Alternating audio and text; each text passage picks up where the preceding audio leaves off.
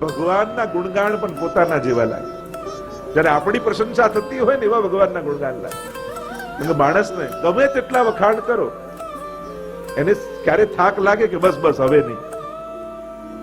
આપણે કહીએ ભલે એમ કે ના ના આવું તો કાંઈ નથી ને ભગવાનની કૃપા છે, અને એમ કૃપા છે એમ કહીને સ્વીકારી લે કે બધું છે.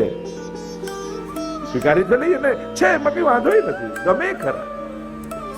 તો વિચાર કરો કે આ દેહના કોઈ ગુણગાન કરે તો આટલું ગમે, તો આત્માના ગુણગાન થઈ રહ્યા, પરમાત્માના ગુણગાન થઈ રહ્યા હોય ત્યારે પરમાત્માના જ્યારે ગુણગાન થાય ત્યારે એમ જાણવું મારી આત્માની પ્રશંસા થઈ રહી. આત્મનસ્તુ કામાય સર્વ પ્રિયમ ભવતી. કારણ કે એક જ આત્મા સર્વ વ્યાપ્ત છે. તો આનંદ તત્વ. અને એટલા માટે જ કહેવાય છે કે માણસ આખી જિંદગી સુખને ગોતે છે, પણ આનંદને તો લઈને પેદા થાય. પરમાત્મા માટે પણ નંદ ઘેર આનંદ ભયો, આપણે એમ કહીએ છીએ. નંદના ઘરે આનંદનું પ્રાગટ્ય છે.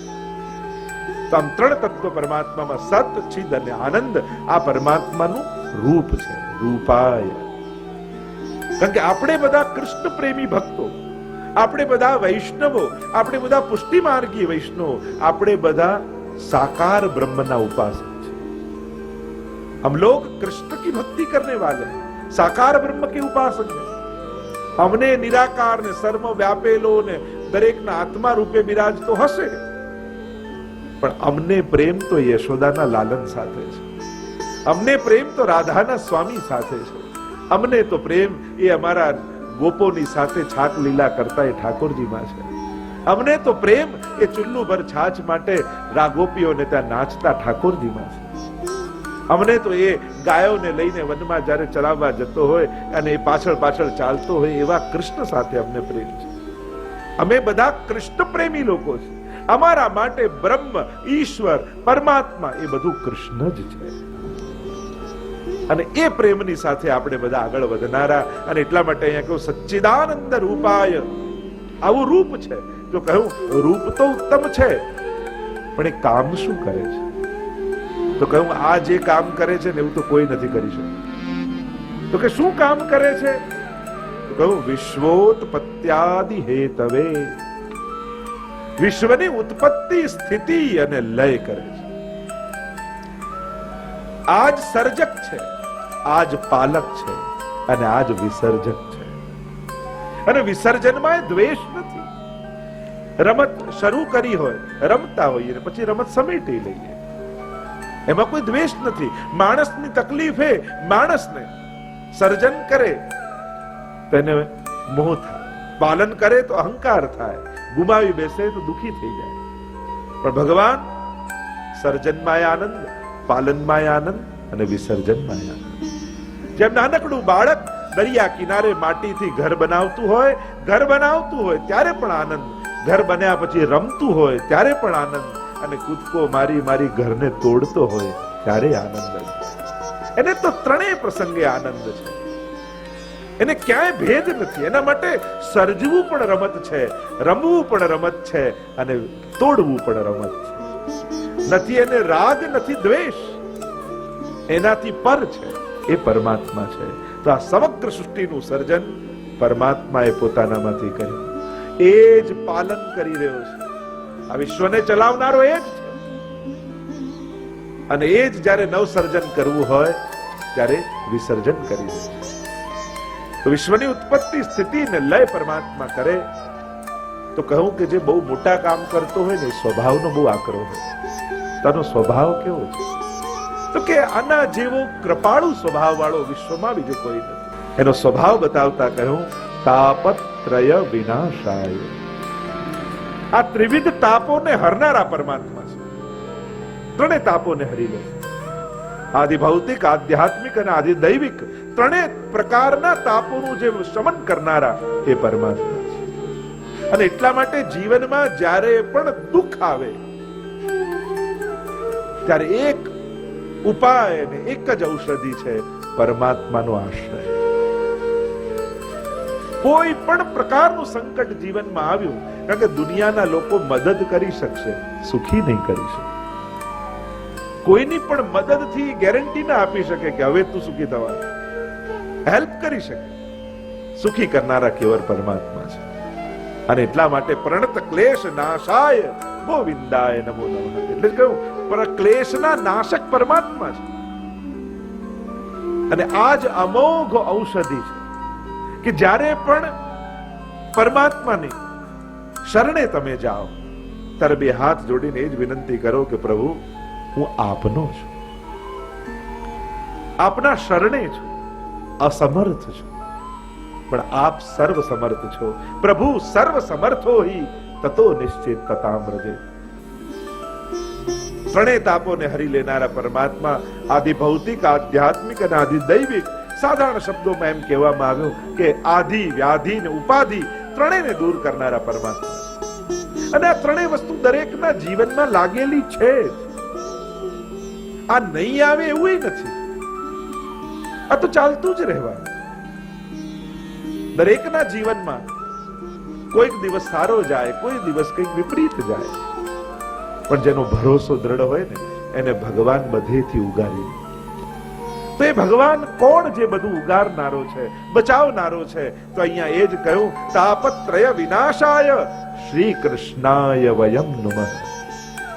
એવા શ્રી કૃષ્ણને અમે નમન કરીએ છીએ, અમે સ્તુતિ કરીએ છીએ. નમ ધાતુ સ્તુત્યર્થ છે, સ્તુતિના અર્થમાં છે, અથવા એક અર્થ નમનના અર્થમાં પણ કર્યો. અમે નમન કરીએ છીએ.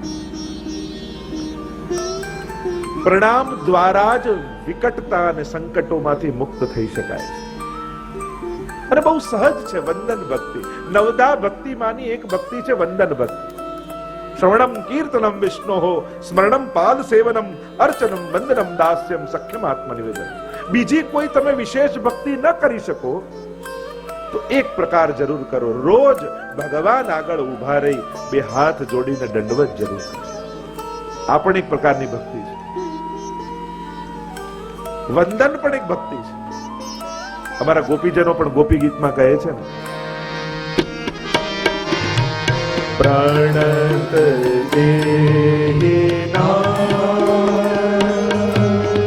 પાપકર્ષણમ દ્રોણચરાધુગમ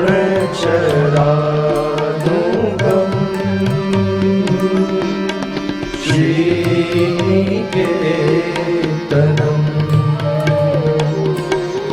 ફણિફણાર્પિતમ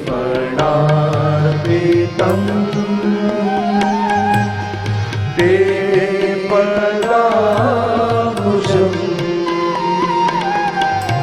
ગૃણુકુચે શુલૃંધિરુચ્છયમ.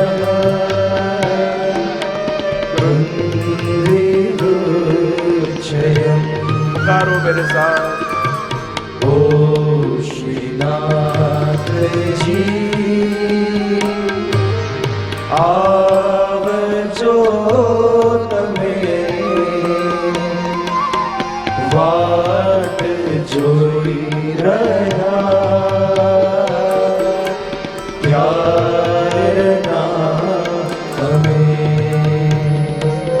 गोपियां प्रभु से विनती करते हुए बोली, प्रणत देहि नाम पाप कर्षणम. आपको जो प्रणत होता है उसके पापों का आप कर्षण कर लेते हैं.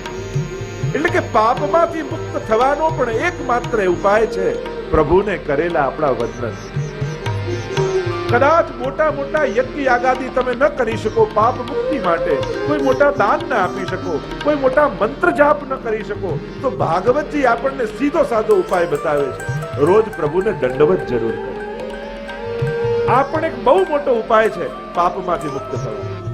પ્રણત દેહિનામ પાપ કર્ષણમ તૃણચરાનુગમ શ્રીનિકેતનમ. લક્ષ્મીજીના નિવાસ રૂપ ઠાકોરજીના ચરણારવિંદ. લક્ષ્મીજીનો નિવાસ પ્રભુના ચરણમાં છે. અને એટલા માટે રોજ પ્રભુના ચરણ સ્પર્શ જરૂર કરો. આ વંદન ભક્તિ એટલે કહ્યું શ્રી કૃષ્ણાય વયમ નુમઃ. અમે નમન કરીએ. અને નમન એને કહેવાય કે જ્યારે સંપૂર્ણ શરણાગતિ દ્વારા કરવામાં. એટલે તમે ભાગવતજીની દરેક સ્તુતિમાં જુઓ, તમે દરેક સ્તુતિમાં જોશો તો પ્રભુને બધાએ નમન કર્યા છે, વંદન કર્યા છે. અને વંદન જ આપણી સંસ્કૃતિ છે. આજે તકલીફ એ છે, ભારતની જ બધી સ્કૂલો તમે જોઈ લો, બધે શેક હેન્ડ કરતા શીખવાડે, પણ પ્રણામ કરતા ક્યાં શીખવાડે છે?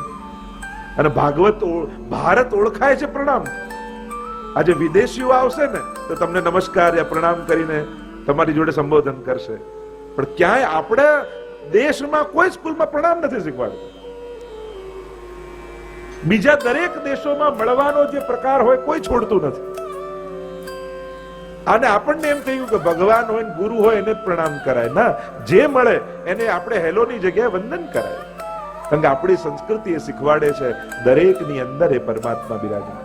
અને આ એક મુદ્રા પણ છે. તમે આમ પ્રણામ કરીને ગુસ્સો કરીને બતાવો, મોટે મોટે બોલીને બતાવો, ફાવશે જ નહીં તમને. તમે આમ પ્રણામ કરીને દોડીને બતાવો, તમે બહુ દોડી નહીં શકો. કોઈ પણ નેગેટિવ પ્રવૃત્તિ કરવી હોય પ્રણામ કરીને કરવાની કોશિશ કરજો, થશે જ નહીં. એમ તો યોગ શાસ્ત્રમાં પણ એનું એક વિધાન છે કે જેમ સુષુમ્ના નાડી કઈ રીતે એની ચાલે, એનું પણ એક વિધાન પ્રણામથી એ ચાલે છે. પણ આ એક આખી પ્રક્રિયા છે જે આપણી વ્યવહારની સાથે આધ્યાત્મિક પ્રક્રિયા જોડાયેલી છે.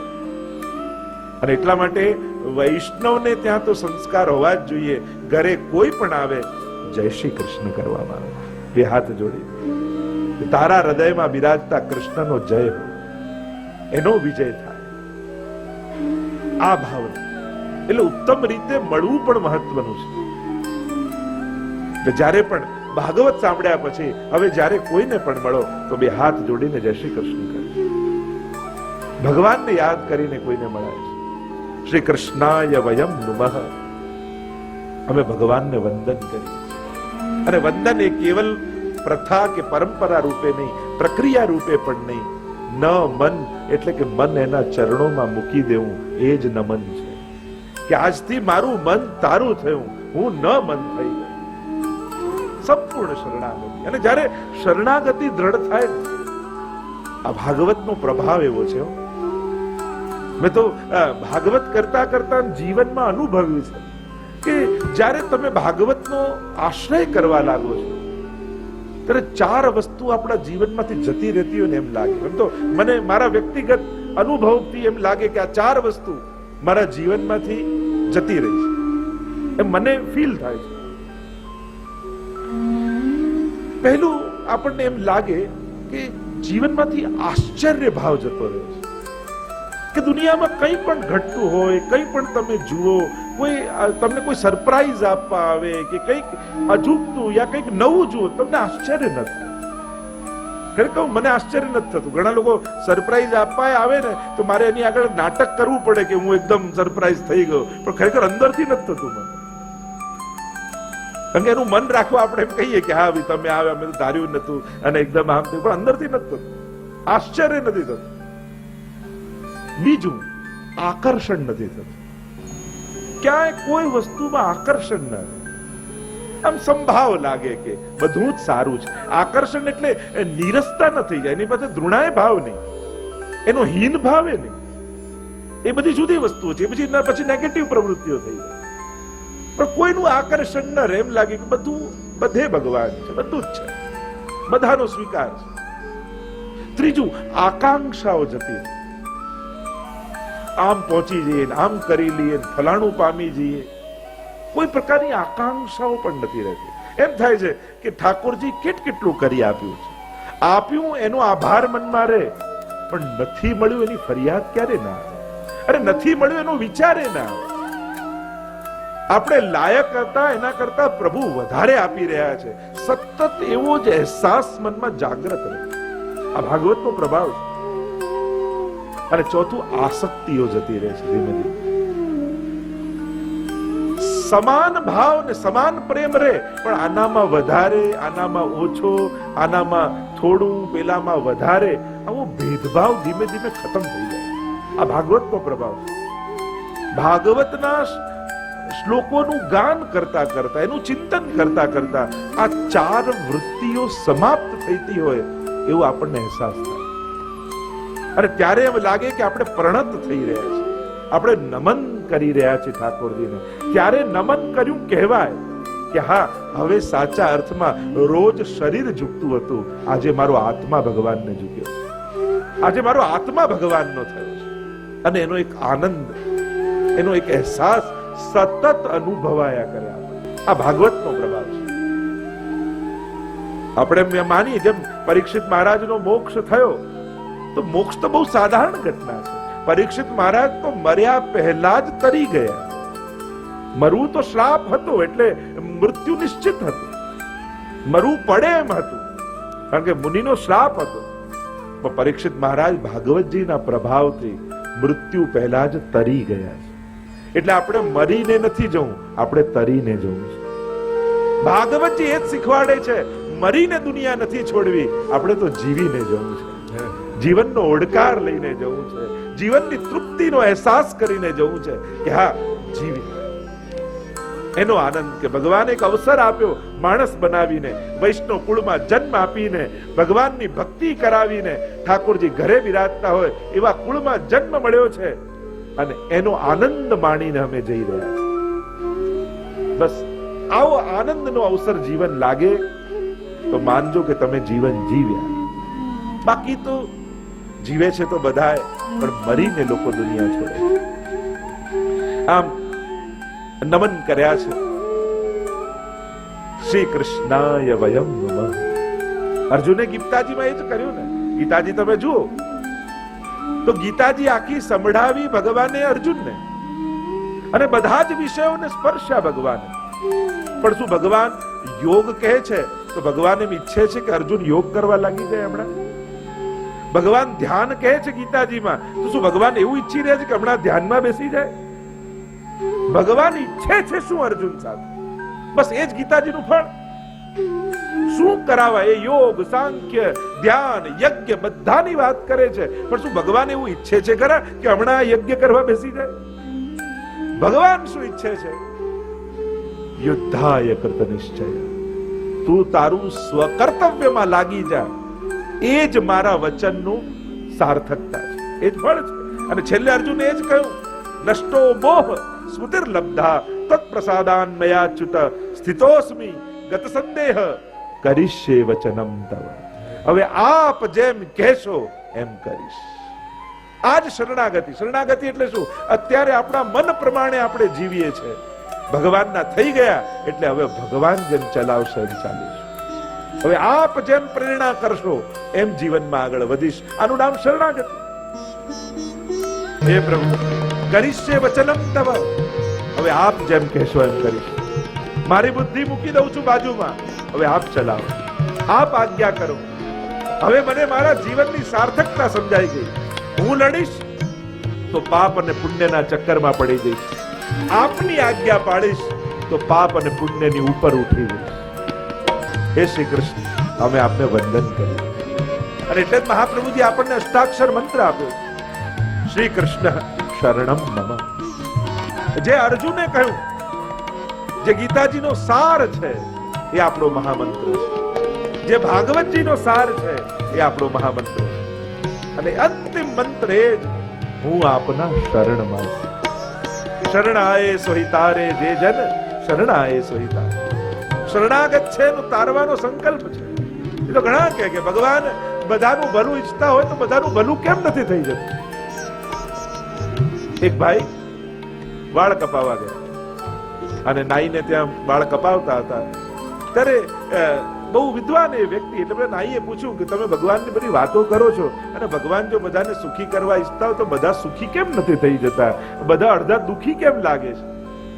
જયારે આવો પ્રશ્ન કર્યો ત્યારે ચિંતનમાં પડે. ચાલ મારી જોડે. બહાર લઈ ગયા અને બધા રસ્તા ઉપર આવતા જતા હતા, રોડ ક્રોસ કરતા હતા. અને ત્યારે પેલા વિદ્વાને પૂછ્યું કે તું શું કામ કરે છે? કે હું દાઢી કરું, વાળ કાપું.